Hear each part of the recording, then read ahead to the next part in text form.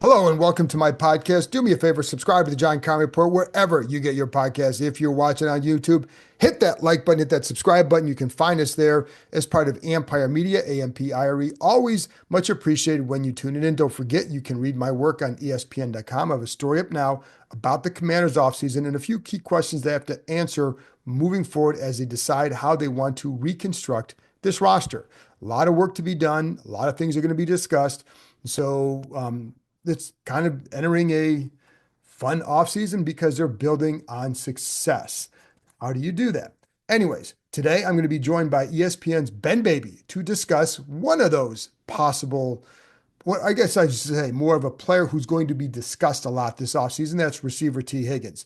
So I wanted to check in with Ben to see what Higgins might be looking for, or just direction he might go, what the Bengals might do, et cetera, et cetera, et cetera. And I don't know that Washington's going to pursue him because you're going to have some other areas that you can upgrade as well with that money. The cap space, it looks really good now, but I think when you boil it down, it's not quite as much as maybe you think, just because they have a lot of guys they have to sign to this roster. So I don't know that you want to go out and spend like that on a receiver. You can get another guy maybe a little bit cheaper who can do something to supplement what Terry McLaurin does and to build more depth. Because listen, folks, they only have two receivers signed to the roster as of now for 2025, and that's McLaurin and Luke McCaffrey. So that's why I want to bring him on to talk about Tee Higgins again. I don't know that that's a realistic possibility for them, but I just wanted to bring Ben on to talk about it. Also wanted to ask Ben about Joe Burrow and how he built on his early success. I would say his rookie year, but the rookie year was cut short because of the injury that he suffered in Washington. But he had that great second year and just how he continued to build on that and how that can be transferred to Jaden Daniels. Some lessons or some things that you see in both players that allow you to build and avoid that sophomore slump. So stay tuned for that. And one other programming note, I did do a 5 things I think that ran on Monday. So if you didn't listen to that, go back and listen to that. But also I'm going to have ESPN NFL draft analyst Jordan Reed on Thursday. So stay tuned for that. There you go. That's all I got. Oh, by the way, one thing I didn't ask Ben about was defensive end Trey Hendrickson, who with the Bengals. He's got another year on his deal, hoping to get re-signed or to sign an extension there. So I didn't ask him about him because I don't know that he's in play. And to be honest, because of that, I kind of forgot to ask him. But I did reach out to Ben after the fact and just said, what's going on with Trey? Like they would like to keep him. I think, obviously he's a very good player, but right now it's not necessarily a target for Washington. Maybe he develops as one down the road. I have no idea because it all depends what the Bengals do with him and can they keep all those players together. So, anyways, but that's why I didn't ask about him. But it's so if he becomes a realistic option at some point, then we'll have Ben back on to talk about him. But right now, he's still under contract. And there's no trade requests or anything like that, like there has been with Myles Garrett. So anyway, with all that being said, here's my conversation with ESPN Bengals reporter Ben Baby talking about Bengals receiver Tee Higgins. All right, Ben. Well, so a lot of people here are very interested in Tee Higgins because opposite Terry McLaurin, he could be really good. First of all, what do you think happens with T in Cincinnati? Yeah, that's the big question that we're trying to figure out this offseason because Joe Burrow has made it very clear he does not want Tee Higgins to leave the building. He has made it a point multiple times, not only during the regular season, but now in the offseason as well, as recently as his interview with ESPN at the Pro Bowl as to what value T brings to the table, along with Jamar Chase and Trey Hendrickson as well. But Joe has stumped for T. And, when I've talked to him as well, I think the first time Joe really stumped for him was after the Monday Night Football game against the Cowboys in December. And even privately at his locker, I said, Joe, do you really think y'all can afford it? And he was adamant that he felt like there was a possibility that could be the case. And so we'll see whether it's optimism or foolishness. We'll find out here this offseason. But they are going to try to do everything they can to keep T. T told me he's not taking a hometown discount, so he wants to go out and maximize what he can. He playing on the franchise tag last year, a guy who was wanted a long-term deal over the last few years. Duke Tobin said at the scouting combine, told reporters there that, it's going to be difficult, but it's going to come down to, to see how amenable Tee and his new representation will be into getting an extension done. He now shares an agent with Jamar Chase. So just another subplot in this whole ordeal. But I think that we'll get an answer relatively soon on what the Bengals plan on doing with Tee this offseason. What do you think the price tag we're looking at here for him?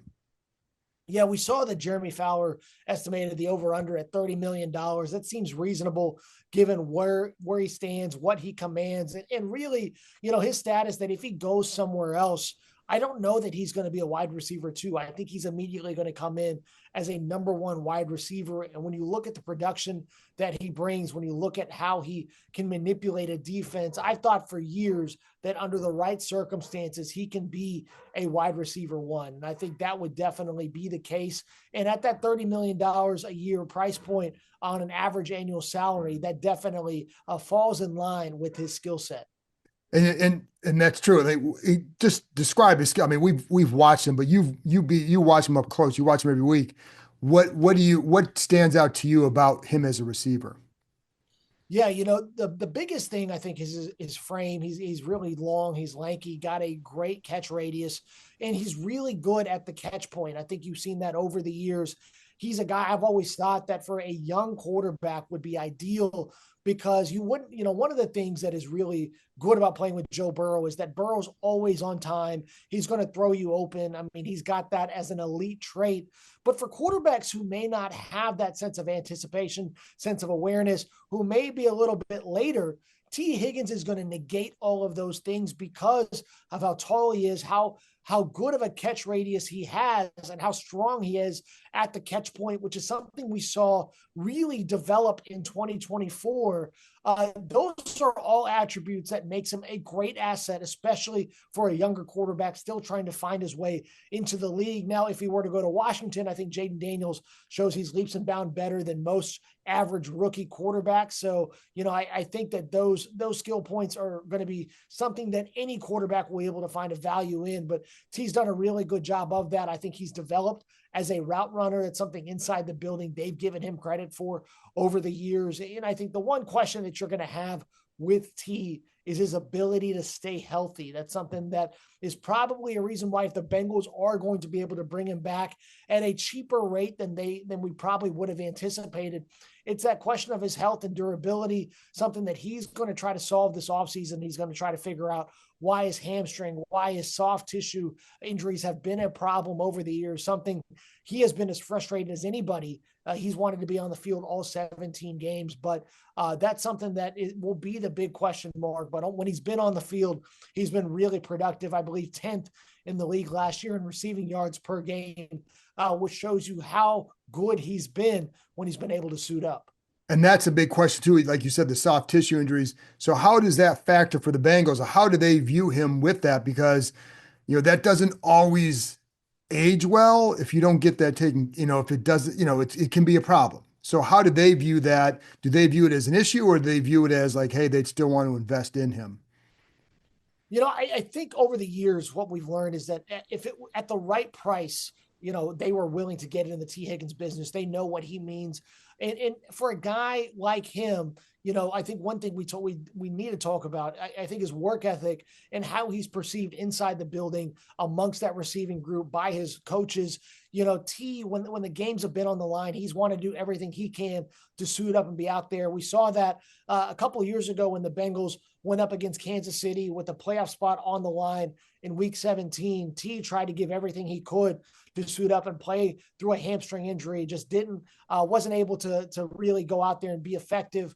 But that's something that he's taken a lot of pride in, and he works really hard at that, trying to manage whatever he can to make sure that he can be on the field. So you're getting somebody who is really wanting to have that be top of mind. And last year you saw him, playing with a sense of peace, playing really as free as you've seen him play the last couple of years. That's something that he's put a lot of work into. And unfortunately for him, he's had those setbacks, but definitely a guy who has wanted to give everything every time he's been out there. And I think that quality and that trait, it's not always easy to find, especially as guys continue to be in the league, is something that, having covered the league for as long as you have. And so I think the Bengals, they want somebody who will be obviously available and reliable. They would like him to be on the field as much as possible. I think that they understand T's doing everything he can. There hasn't been any friction in that regard, but I think how we'll get a little bit more information, especially as we get closer to the start of free agency, as to how they view him long term. But definitely somebody they've been really high on over the last few years. And then he also, I know you've written about this, but he showed up on camp on time. He wanted to do that. What, as a person, what does that say about him and how like he approaches things? Yeah, I think that from that, and also even more importantly, him switching agents, going from David Mulligeta, now Rocky Arsenault, who reps Jamar Chase. I get the sense of that he just didn't want, especially when he reported to camp, he just didn't want to be in the headlines, didn't want to be a distraction. I don't think he likes it when his name is out there in a lot of media speculation, not something he particularly enjoys. Last year, I think that he really liked the fact that he could just show up and play ball. And whenever people insinuated that he was faking an injury because of a contract status, that's something that really upset him. In fact, I think in my years covering him, that's the most upset I've ever seen him, is when fans insinuated that he was faking an injury, and that's why he missed a couple games at the beginning of the season. He's a guy who desperately wants to be out there, just wants to go out and put in the work. You talk to guys who have been around him, played alongside him. That's something that's been apparent. He's about all the right stuff, as Coach Zach Taylor would say. And so I wonder how much that will factor into negotiations, because T obviously will want to set himself up long-term, wants to get that long-term deal he's been looking for now going on 3 off seasons. But I think that there's some of the business aspect of it that I wonder how much of a stomach he's going to have for that. How will that affect his negotiations? Because he's been through it the last 2 off seasons. Now, I think he wants to get down to business and get down to playing ball, which is something that's been really important to him. And I know a lot of guys say that, but we've seen that be really evident with him really over these last 12 months. And then, you talk about him being number one receiver. Would he be okay going to a team? Let's say it was Washington, you got Terry McLaurin on the other side. So you've got 2 guys in that same range. How would he view, do you think that would matter to him? Would he welcome that? Or does he want to go somewhere and be the guy? Yeah, I've never gotten a sense that would really be a factor either way. I think he's been a really good complementary piece with Jamar Chase and inside this receiving room. And now T's been in the league for 5 years. I think one of the reasons why this group has worked so well, and Jamar included, is there hasn't been a ton of ego involved. I think they understand that when the offense is clicking, they're going to get their targets. Things are going to happen over time if they put in the work. If they have an understanding of the offense, they do what they need to do. They will get that production. It will come to them. We saw that come to fruition over the years here in Cincinnati. A lot of questions of who's going to end up getting the ball because there's only so much of it to go around. But in this offense, we have not seen any issues. There hasn't been anybody complaining that they weren't getting the ball enough. They understand what it's like, and they all just want to be involved in a winning team and be a part of a unit that is really productive. I think that's always been the most important thing. So if he were to go alongside Terry McLaurin, I don't think there would be any ego involved in having him go in and say, you know what, we've got an established guy here. We're going to make sure that we fit you into this offense as best as we can. And we've seen it that both guys end up when Jamar Chase and Tee Higgins are on the field, that's when they've both been at their best, to be quite honest.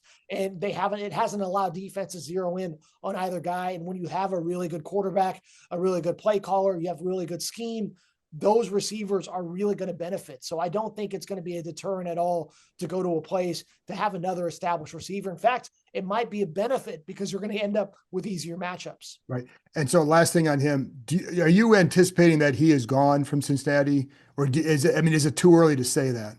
I think it is too early to say. I think that we've seen the odds shift a little bit in Cincinnati's favor.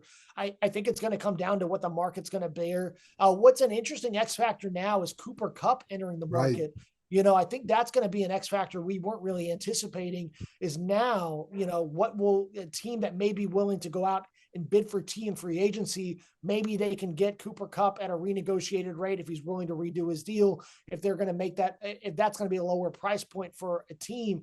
If you've got a quarterback on a rookie deal, obviously paying a receiver not going to be the biggest thing in the world, right, because you have the benefit of a quarterback on that rookie contract. So a lot of factors that could still play out. So I think we probably need to wait and see what happens in the market over these next few weeks. But, for how adamant Joe Burrow has been about keeping Tee Higgins inside the building, I think if you're the Bengals, there's a lot of long-term ramifications if you don't end up, acquiescing to what Burrow wants and really support him in the best way possible. So definitely a lot of factors that are going to go into whether or not Tee Higgins will be in stripes next season.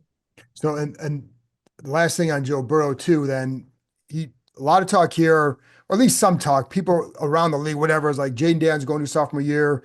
People worry about this quote unquote sophomore slump. And I know Joe's first year was cut short because of the injury that he suffered in Washington, but his next 2 years were tremendous. And so I'm just curious how you saw him build on that. What qualities did he show that like allowed him to build on that? Because I think I would never take for granted that Jaden Daniels is going to take a step back. So, but I am curious how Burrow handled that situation. Yeah, the big thing for Burrow was coming off that ACL injury that he suffered at Washington his rookie season. And one of the things I thought was interesting was that in addition to him working on getting the knee back to 100%, he made it a point to work on his arm strength as well and wanted to increase his velocity. I think Joe's the type of player that understands that every offseason you need to be looking to improve, be looking to get better. And as the years have gone on, we've seen him make a marked improvement in his game. And he's somebody, I told him this. I said a lot of guys want to be great. But I think watching Joe on a day-to-day basis, it's watching someone who truly has that desire. I think it's not lip service. Then everything that he does over the course of the offseason, over the course of the season, he is very intentional about wanting to go out and be as great as he possibly can be. And having that mindset, I think, is the biggest thing. And Joe and Jaden have a lot in common, like you and I have talked about, both guys who started out at other programs in college, ended up transferring to LSU, going to win the Heisman, and then going out and playing really well early. And I think Jaden's rookie year, just absolutely phenomenal. A guy in Cliff Kingsbury. I will always say that I think Cliff, pound for pound, the best quarterback evaluator in the entire sport of football over the last decade. You go out and look at it when he has set his sights on a quarterback at any level. I think he's always been really great at identifying the skills, traits, and attributes that allow a quarterback to be successful at that level. And we're seeing Jaden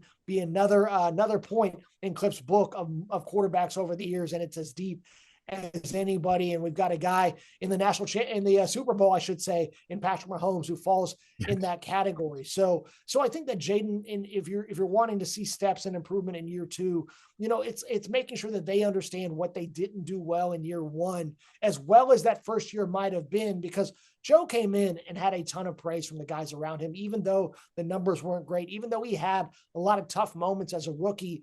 There were a lot of things that guys around him understood that this is going to be a franchise player for years to come. And Joe, despite having the knee injury, made sure that he worked on every part of his game to make it as good as it can go. And it's an understanding that defenses are going to play you differently, that guys are going to have more tape on you. How do you work in the offseason? What do you do with your training staff, with your coaching staff? How do you get better, faster, stronger? All of these things that guys talk about, do you actually go out and do it? We've seen over the years that Burrow has taken all of that to heart, and every year he's put in the work. And that's something that he talks about, is that every time he's up for awards or he's up for honors or he hits a big milestone in terms of numbers, he makes it a point to say that he's worked really hard for all of this. And all of that hasn't been in vain. So if you're looking for Jaden Daniels to make that progression from year one to year two, I think you need to see someone who puts in that work year round and has an understanding of what it takes to be elite and really has to have a desire to be elite. And if that exists, then you've got a really good chance of finding a guy that you can build a franchise around. Yeah, and I don't doubt for a second that it exists in him because he's already shown it. And that's why I wanted to ask you, because I figure Burrow works the same way. And, I don't doubt that Jaden's going to do the same stuff. And I don't doubt that he's going to continue to get better. Very last thing then, because how did the Bengals then build around him because they had a choice. They could have gone tackle in that when they took Jamar Chase. Was that part, like, what was the thinking there, just to give him more weapons and again, that may happen here, but I am curious, like, their thought process to build around Joe, because they still got to fix that line. Right.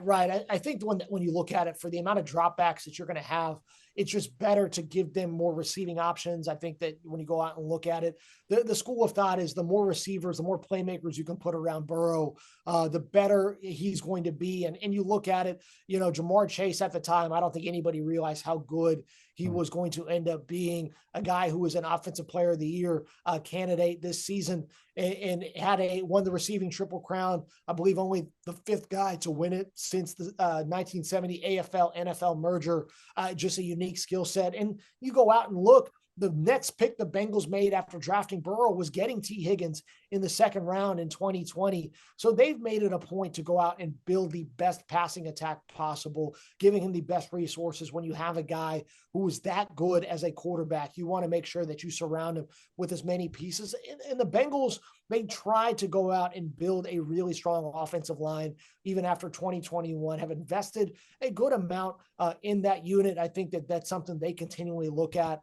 And I think also it's up to Joe to get better as well. And we've seen that he has gotten better with his strength, his pocket awareness, how long he holds onto the ball, when he's willing to take sacks in certain situations. I think the numbers may not be as kind to the Bengals offensive line, but as the pressure mounted, Burrow was willing to take on more risk and how much damage he was willing to take. And I think that's part of the component as well. But definitely something that when you have a great receiver, and we've seen this across the league, you want to try to go out and give them as many options. And very few teams are like Kansas City or Buffalo, where you're willing to get rid of receivers in terms and at the expense of building other positions across the roster. We're seeing Philly, they went out, they got 2 receivers. Baltimore, they went out and got a couple of receivers. Miami in that same boat. So a lot of teams have understood that if you want to build an elite passing attack, you got to have an elite quarterback, but you also got to have strong receivers as well.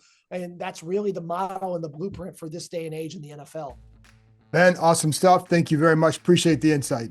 Yeah, thanks, Keim.